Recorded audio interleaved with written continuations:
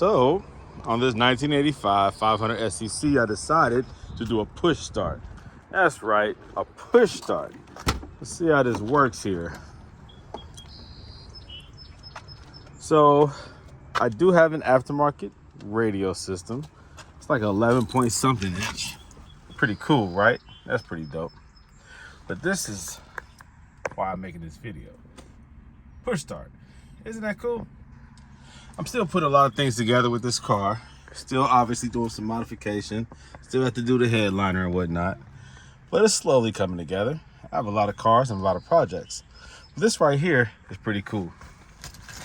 So, to start the car, it comes with, wrong key.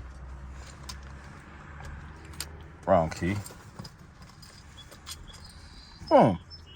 So this car has a sensor that you have to have with your keys when you get into the car, and you place the little antenna or receiver somewhere within the car, and this little key fob thing, it's not a key fob, but it's a transmitter, and you put that near the receiver, and then it allows it to recognize it.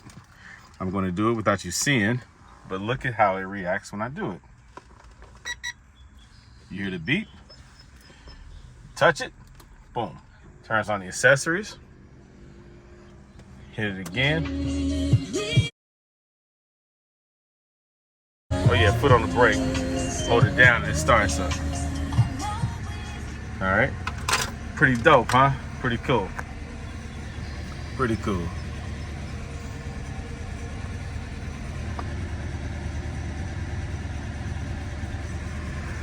So yeah, I have a lot more things that I'm doing here. You see a lot of wires down there because I'm running wires from the back of this to the back to the trunk for an amplifier, adding some more speakers into this joint. I'm doing a whole lot of stuff. I got a little, it's not like a mist, but it's like a air leak in the exhaust near the manifold somewhere. And it's a constant, not tapping, but the airflow, you can hear it, you know, like almost like a putty. And the car has plenty of power. It doesn't like miss when it comes to power, but that causes a sound that I need to figure out where that leak is coming from exactly so that I can get rid of that. Then it would quiet the motor down itself while driving. You hear it when you're accelerating. It's just something I have to give attention to, but this car really has been freaking incredible. I've lowered the front end. I still need to lower the rear. I did that just by cutting the springs. This is the Euro-spec, so it has the better transmission, the better motor. I have a 560 SEC up there, US spec, but the 500 SEC Euro to me is my favorite regarding the way it drives, the way it handles, the simplicity, some of the advanced features that this 560 doesn't have.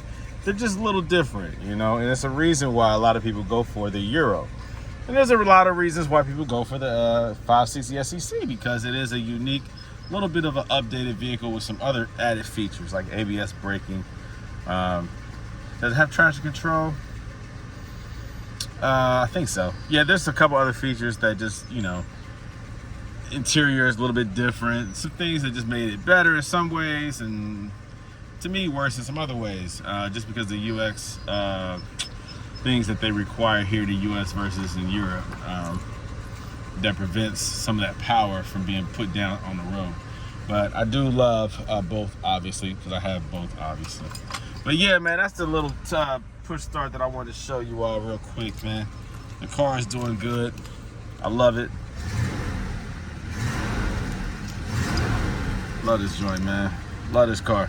So yeah, push start, baby. Was it hard to install? Not really.